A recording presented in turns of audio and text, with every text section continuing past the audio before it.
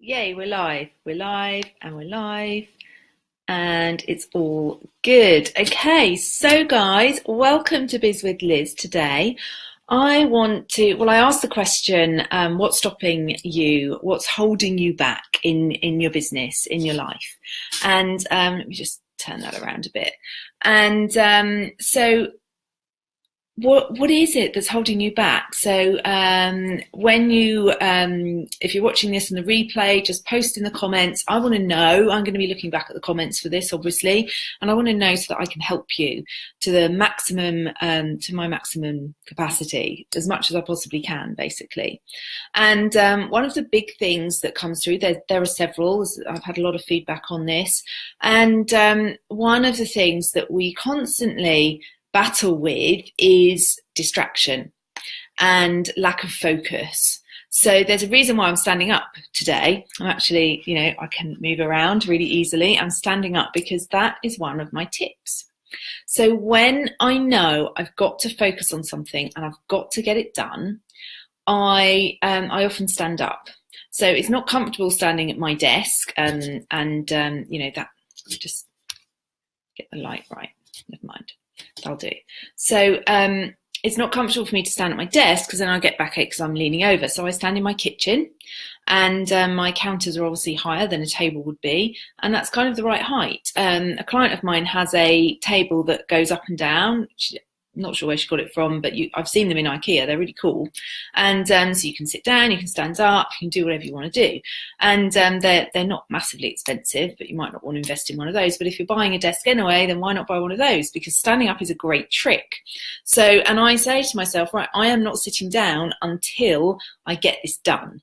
And it's a really great way just to focus. And like I often do it when I'm doing my emails. I have a block of time to look at my emails and try and deal with as many as I can within half an hour when I come back from the school run, my exercise, have breakfast or a snack or whatever, and then just blitz my emails as quickly as I can. And I haven't been doing this because it's been the school holidays and I've been really tired and not getting up till late because it was my holiday too. But the way I work best is when I get up early and do some work before everyone else is up. Now that can be work on my business, or it can be exercise so that when I do drop the kids off, I can go straight back to work. But actually I like to exercise with a group of people now, more than just going for solitary runs all the time. So I think because I'm on my own at home working a lot, even though I'm talking to clients, I like to have that social interaction while I'm exercising. So at least if I don't get out for a coffee with someone, I've had that bit of socialness. So that's another top tip of mine. Make sure you are having the interaction, not just with clients, because that's obviously a very different relationship. Make sure you're having a coffee, catching up with friends, and nurturing your soul, basically. Basically, self-care is great, but I think socializing is part of self-care. Self-care doesn't necessarily mean that you're sitting at home meditating or journaling or whatever, because they are all very solitary things. And yes, it's important to access that inner being, that part of ourselves, higher self, whatever you like to call it. If you're whatever religion you are, but if you have a higher entity that you like to connect with, then that's all great. But actually we do need social, proper face-to-face contact, as well as everything else. So make sure you're doing that. If that means hanging around and in the school grounds and having a chat with your mates rather than just rushing off to go back to your home to start work, then do that. Make sure you get that soul. You need your soul fed by other people, not just yourself. So I either do my exercise first thing or try and do some work first thing. I'm not consistent with that. When I am, it's brilliant. If you can be, then absolutely fabulous. I really recommend that. You can read The Miracle Morning or what's the other one? The Perfect Day Formula. And that might help you get into that kind of mindset, that vibe. And but standing up when I'm doing something that I just need to get done, if I have to think about something deeply and I'm writing notes and that kind of thing, standing up doesn't work. You need to be comfortable while you're doing that. But if it's just bang, bang, bang, get this done as quick as I can, then that's absolutely brilliant. Another thing I often do is I check my Facebook in my car before I leave school. So it's actually done before I get home. So when I get home, I'm not going onto Facebook and then getting sucked into feeds. Another thing I do is I just check my groups and my notifications. I don't just scroll through because that's going to take a lot of time.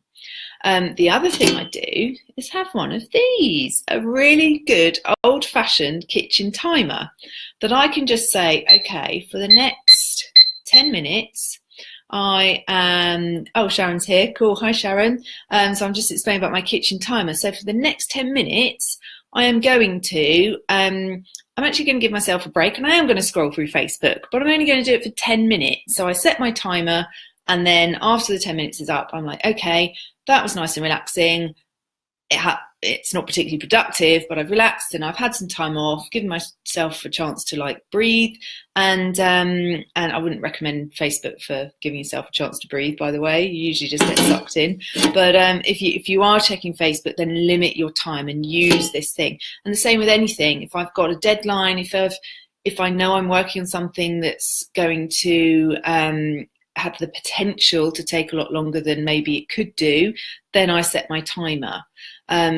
I might set it for 10-minute intervals just to remain focused, because it's very easy when you're working on something and you've got to check something, especially, you know, say you're doing, I don't know, some copy for something and you need to cut and paste something from somewhere else and, you know, you want to access a swipe file here, then you're moving all around. It's so easy to get distracted by other stuff. So to have the timer going off regularly actually really helps me say, oh my goodness, I'm doing something completely different from what I set out to be doing. Back to work, Liz, get on with it. The other thing I do is good old, again, these tricks are they're not pretty basic. Pad and a pen. And as I'm going through my day, if there's something else that comes up that I need to deal with, I just write it down on my list. Now, I'm a real fan of only having 3 things a day to focus on, but obviously things are going to come up. And if you're having like an admin day or an admin hour, there's going to be way more than 3 things that you've got to deal with. So just to write a list of them rather than checking an email and then checking back here, having a to-do list on my phone or whatever it is, whatever works for you, but find a system and stick with it. Okay, so for me, it's great putting stuff in my phone, but I often forget to look at my phone, so that's not very helpful. Piece of paper, I can have it bang in my face, and I do actually have a planner for the week, which gives me enough space to put the things in for each day. It's just, again, it's making sure that I use that. But a good question was that Ros in the group gets distracted with domestic chores, which, hey, we all do, don't we? Especially on the return to school when the kids have been off for 7 weeks, or might have been off for 7 weeks anyway. They go back and you're like, oh, I can get my house back. So I actually spent the last couple of days making sure I carved out time to get my house back then. And I involved the children, whether you have kids or not, but if you do, involve them, because it's usually their mess. So why shouldn't they clear it up? Obviously, this has to be, you know, age appropriate. But I think however young children are, they can tidy up. Sometimes it's easier for them to do it when they're not here. But anyway, we digress. But it gives them it's teaching them good habits. It gives them a way of being responsible, taking care of themselves and their belongings and respecting the house, their house, your house. So I'm really passionate about that. And sometimes it can be a bit stressful trying to get your kids to throw away stuff. What happened really, this is really not biz with Liz, but I just think because so many of us are mums, it could be quite helpful for you. Or maybe if you're a coach, you could pass it on to your mums if you're having a mum with a problem that you know that is relevant. So my son lost his purse, and he loves buying Nerf guns off Amazon. It's his favourite pastime to look at them and say which one he wants. He doesn't get that many. He's got quite a few. But he'd lost his purse, so I said, I know, why don't we tidy up your bedroom and do a big clear out of all your toys, because it's probably in there somewhere. And would you believe that it was? He found his money. He was able to give me some money, so I was able to purchase this new toy for him.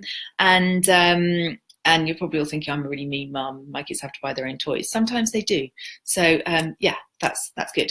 Yeah. Oh, Sharon, yeah, you're a nanny, obviously. So yes, I always got toddlers to cared for to tidy up the toys. Yeah.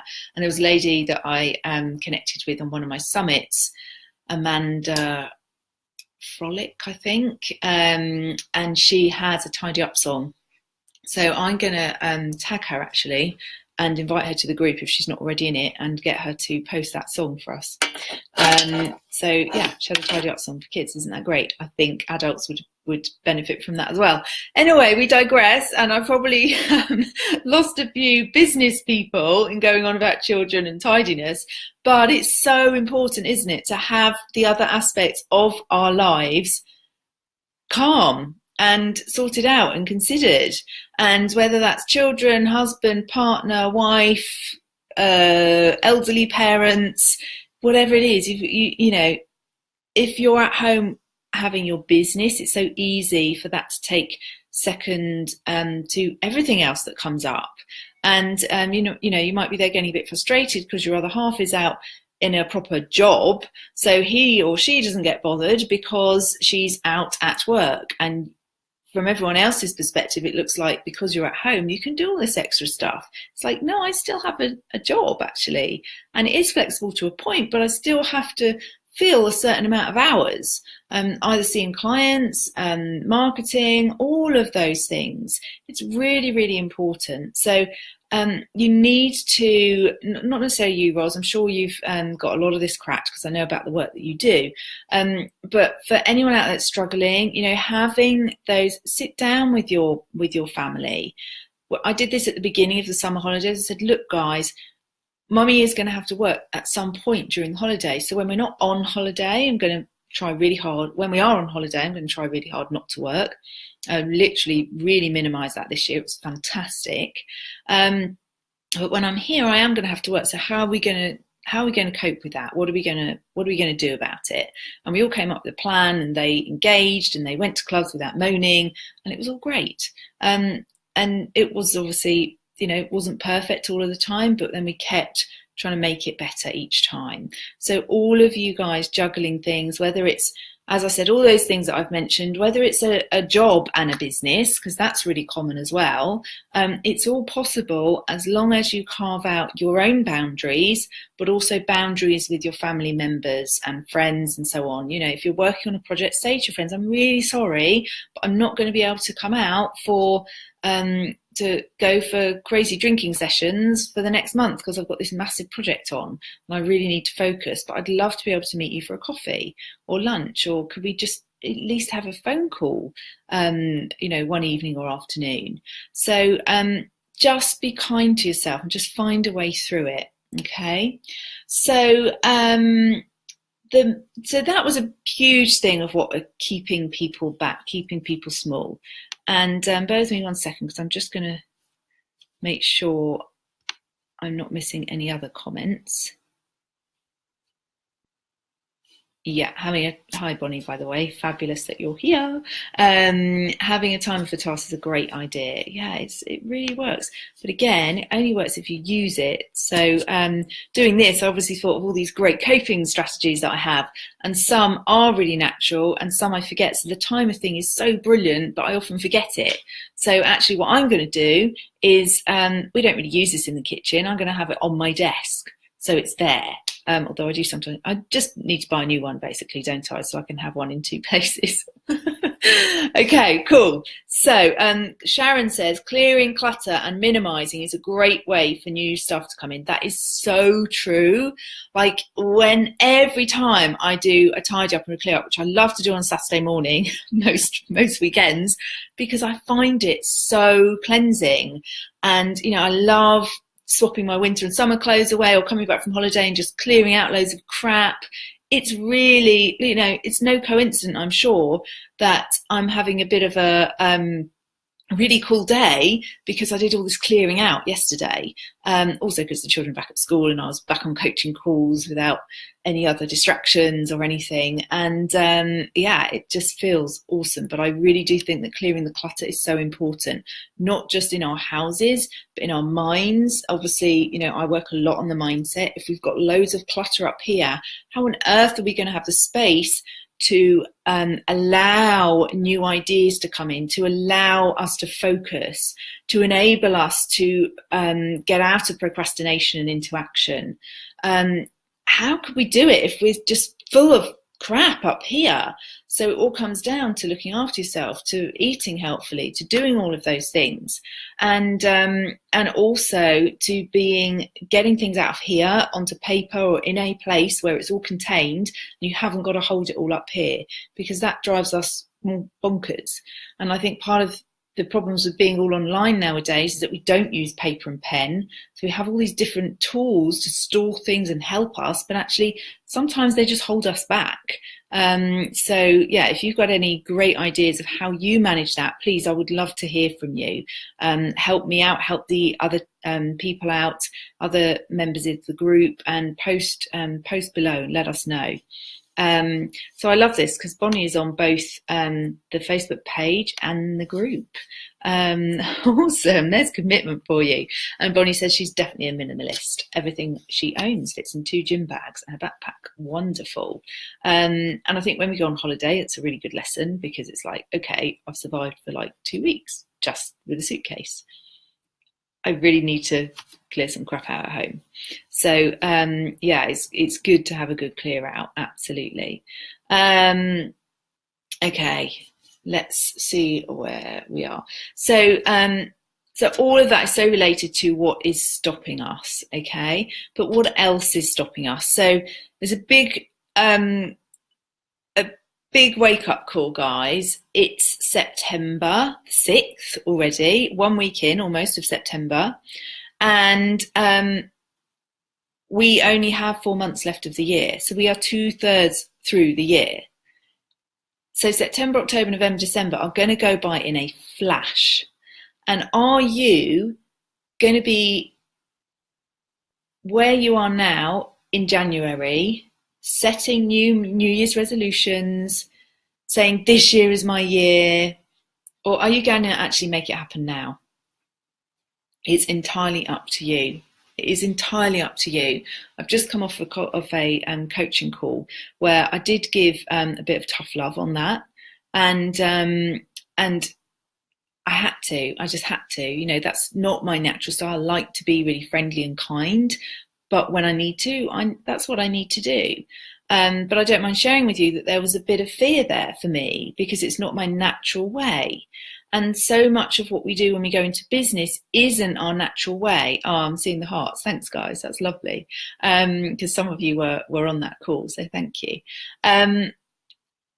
When we go into business, it's not our natural way to go out and sell ourselves, to go out and market ourselves, to reach out to people, to shout about what we do, to be proud about what we do.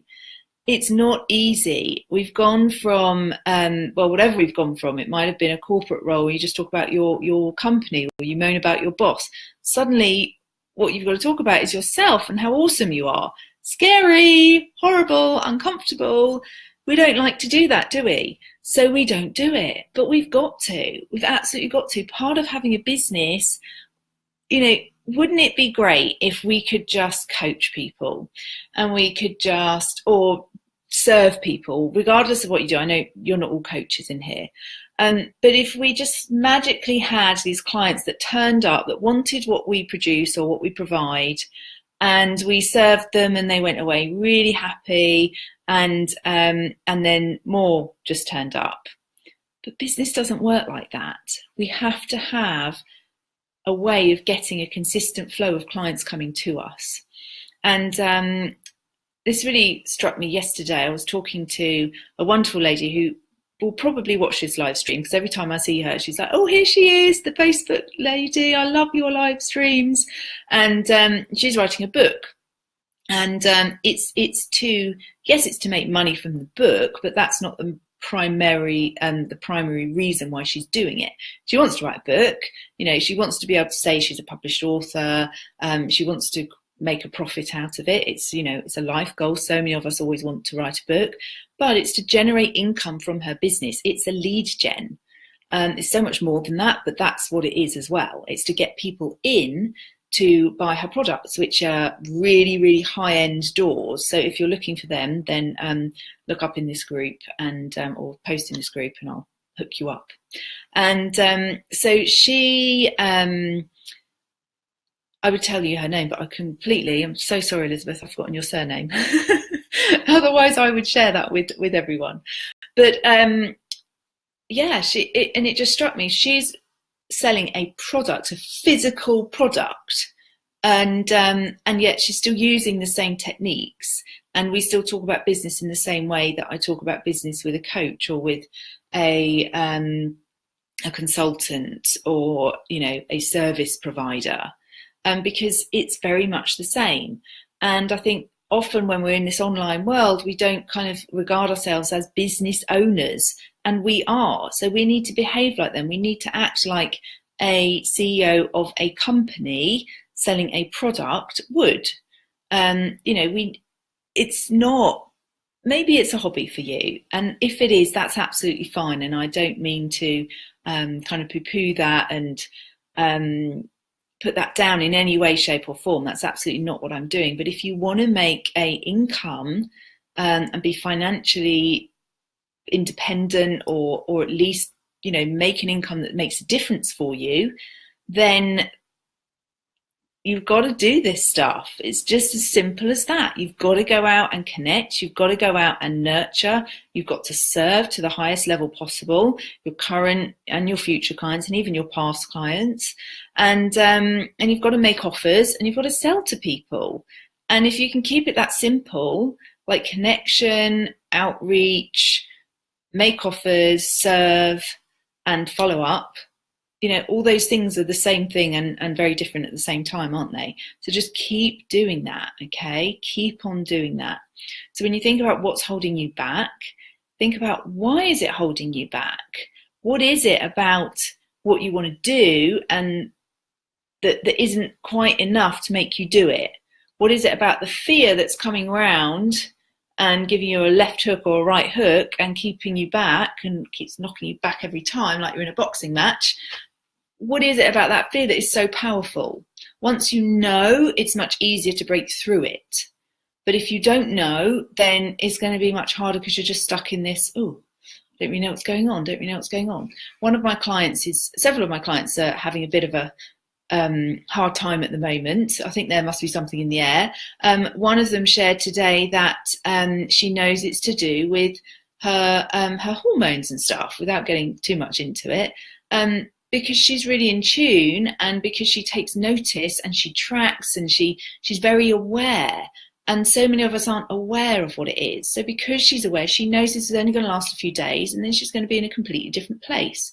I think that happens to us all. Most of us just aren't aware of it.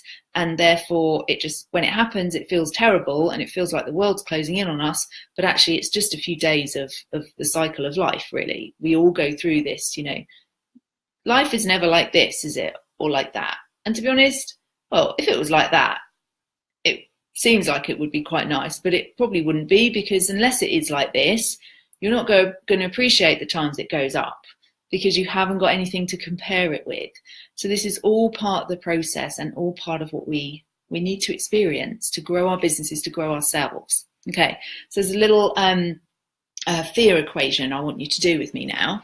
Let me just check the other group beforehand. Fab. Cool. Okay, so hopefully you've got a pen. I want you to rate call it your passion, your purpose, your reason, your why. What is that on a scale of 0 to 10, with 10 being, oh my God, it's as big as Everest. It's so big, I just can't wait to get out there and do it and accomplish and fulfill my purpose, live my passion, bring my dream into reality. What is it? How intense is that feeling? And obviously a 0 would be absolutely hate it, don't want anything to do with it, yuck, in which case it's not your passion anyway, so it's very unlikely to be there. If it is, you've kind of got some serious problems and you probably need to contact me. Liz at Elizabeth Mary Hancock, by the way, or you can personal message me through Facebook. So what number is your passion? What rating would you give it out of 10? Okay, so mine is, I would say mine's probably, I think because I'm coming out of the holidays, I had such a lovely holiday, I've dropped down a little bit, I'll admit that. I know it's ramping up again. Mine's probably a 9 at the moment. And then what I want you to do is rate on a scale of 1 to 10 how strong your fear is.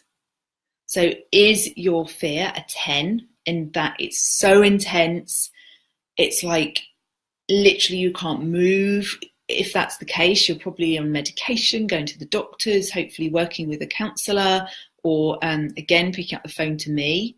I'm really hoping it wouldn't be that big, because if it is, then, well, I'll talk about that in a minute. But what is that rating of fear? Okay, and then what I want you to do is take your passion rating, mine is a 9, minus the fear, equals X. So what is that for you? If you want to share it, absolutely brilliant. So I would say my fear is probably a 4 right now, because there's lots going on.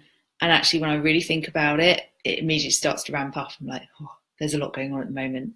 There's a lot of stuff I need to get done, and it's new stuff and it's very exciting, but and there's this time thing that's coming up. So generally, I'm a bit fearful, a bit apprehensive, a bit anxious. So I'd say at least a 4. So 9 minus 4 is obviously 5. So my total is 5. And the key thing is that's a positive, not a negative number. So my passion outweighs my fear. So I have no choice but to continue with it. I do have a choice. I could not bother, but then I'm going to always feel pretty rubbish about myself. My passion is greater than my fear. So then my fear is never going to win as long as I keep going. Okay. If you end up with a 0 or a negative number, if your fear is bigger than your passion, you're either not hooked into your passion and you don't know what it is that you really want to do because it's not really in your heart, it's not lighting you up. And if that's the case, then why are you so fearful? You see what I mean? The two kind of go hand in hand. So it's like Bonnie says, you need to have the bad times in order to appreciate the good times. You need to have fear in order to have passion. Because if you weren't fearful, and it would be really easy, how would you get that amazing lift when you achieve something, when you think, yes, this is working. Yes, I've changed that person's life. I've, whatever it is you've done for that person. So what is your fear equation? Work out your fear equation. Passion minus fear equals. Passion minus fear equals. I'm going to write that in the comment. Passion minus fear equals your answer.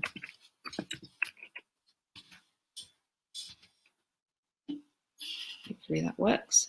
Yep, I didn't finish it. That's good. Once I hit finish instead of, because it was like posting it. So passion minus fear equals, what is it? What is that figure? And if it's a plus, then you've got no choice but to carry on. If it's a minus, you seriously need some help. You need some help anyway, regardless of where you are, because it's all very well having the passion, but we need to know the how, and we need to have that constant guidance, don't we? But if it's a minus, you need really deep help. I'm not saying you need to be sectioned or anything, but you need that extra help to really get down and get rid of that fear, in order to free yourself up to be able to come through and be amazing. And that is possible for every single one of you, I promise. Okay, I used to be shrouded in fear. That's why I kept small for ages. That's why I thought, I don't need to have a job now. I don't need to have a business. I'm just going to be a housewife because it's easy. And then we decided to send our children to private school, and things changed a bit. And I was like, oh, shit. Got to do something, and it was very, very scary. But once I discovered my passion for helping people and reignited the skills that I had I'd left behind and would never need again, and actually reignited my passion and my excitement for using them and bringing around change in people and their businesses, then it was like, yeah, there's no reason why I would never not do this. It doesn't make sense to me to not do this because I love it. Okay, so I hope that's helpful for you. Give me some comments. Let me know what you're thinking. I'm just going to check the other group really quickly. Awesome. And yeah, give me some feedback, guys. You that are here now, give me some love. Let me see the hearts. And please do comment. Those on the replay, please place your comments. If you'd like to contact me, I am Liz Hancock, or elizabethmaryhancock.com is my website, which is being updated soon. I'm so excited. And yeah, I'm very happy to see how I'm able to help you. I really do want my clients to, not just my clients, but you, even if you're not a client, I want to create change in people through this group, through my Facebook page, through the way I reach people, not just to dream it, but to believe it and to achieve it. So it's not just about pontificating and coming up with these dreams or bringing these dreams into like a vision. It's actually making that happen and achieving it and feeling fantastic about it and enjoying the journey.